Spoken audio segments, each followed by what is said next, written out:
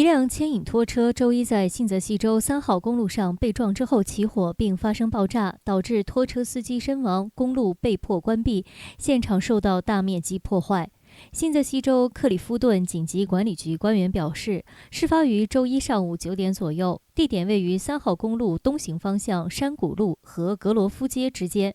据消防部门说，涉事的一辆商用卡车被一辆巴士撞到之后，撞上高速公路旁的隔音挡土墙，并发生了爆炸。根据拍摄到的画面可见，现场火势猛烈，冒出大量浓烟，隔音墙严重受损，并有碎片跌落附近一栋房屋的后院。官员指，卡车上贴有标志，表明车上载有腐蚀性和爆炸性化学物品，但目前未能确认化学品的分类。克里夫顿警方说，55岁的卡车司机事发之后一度下落不明，但在火势受控之后，他的尸体在现场被发现。至于巴士上则没有任何伤亡报告，而作为预防措施，附近至少3栋房屋的居民已被疏散。当局目前仍在调查事故原因。受事件影响，3号公路双行方向被迫关闭，交通严重受阻。纽约市府官员周一推出一项名为“纽约市安全充电加速”的计划，旨在确保室内电动自行车的安全使用和充电，并防止致命的锂离子电池火灾。作为计划一部分，市交通部将提出一项规定，以加快批准业主在公共人行道上安装电动微型移动设备的电池更换和充电桩。业主或经业主同意的商业租户都能申请许可。每个机柜必须符合特定的选址和尺寸要求，并经过市府机构审查和批准。此外，针对不安全的设备和电池，市交通部将启动全国首个市政以旧换新的试点计划，允许符合条件的外卖工人以旧有及不安全的设备换取经过认证的高质量电动自行车和电池。最后，市消防局将启动一项耗资100万元的公共教育和宣传活动，其中75万元用于在线上和指定地点播放广告，以及25万元用于支援教育材料和先进的消防设备，以进一步提高公众对不安全锂离子电池的认识。市长亚当斯说，电动自行车可以是一种既方便又低成本的交通选择，但通常由于不安全及未经认证的电池提供动力，随时引发火灾。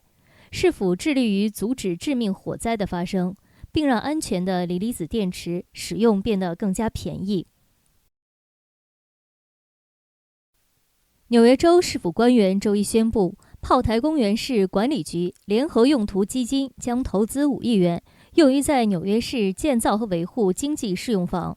根据市长亚当斯、市主机长兰德与炮台公园市管理局之间的协议，管理局将向纽约市经济适用房加速基金支付5亿元的超额营运资金，用于建造经济适用房。据介绍，作为一家纽约州公益企业，管理局负责营运、维护和改善位于曼哈顿下城的炮台公园市，是一个占地92英亩的住宅、商业、零售和开放空间社区。随着市镇的发展，管理局与开发商签订长期租赁合同，并从商业和住宅建筑中获得租赁收入。在扣除营运支出及偿债之后，每年把剩余资金的大部分分配给市政府，也称为超额收入。自2010年以来，管理局已为全市的经济适用房提供了4.6亿元的专款，并帮助建造或保留了1万多套经济适用房。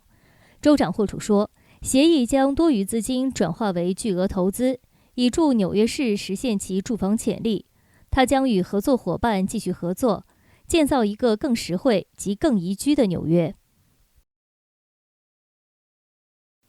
布鲁克林一处住宅日前发生一起凶杀案，检察官周一表示，一名男子被指控在事件中杀害4名家庭成员，包括2名成年人和2名幼儿，现在面临多项控罪。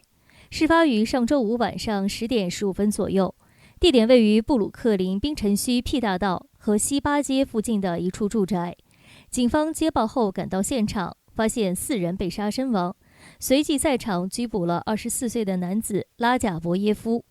据诉状说，拉贾伯耶夫与4名死者同住，包括他56岁的母亲马夫柳达，被发现时躺在地板上，颈部和身体多处刀伤。至于27岁的哈基莫娃是凶手的大嫂，她的尸体被装在一个垃圾袋内，身上裹着毯子。她的2名幼儿，包括5岁的卡米拉和4岁的蒂穆尔，也在事件中身亡。2人的尸体在一个衣柜内的垃圾袋中被发现。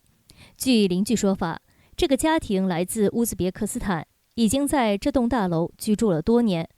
拉贾伯耶夫现在被控犯有4项1级和2级谋杀罪。他在受审时表示不认罪，目前已被拘留，不得保释。警方仍在对案件进行调查，以确定是否涉及家庭纠纷。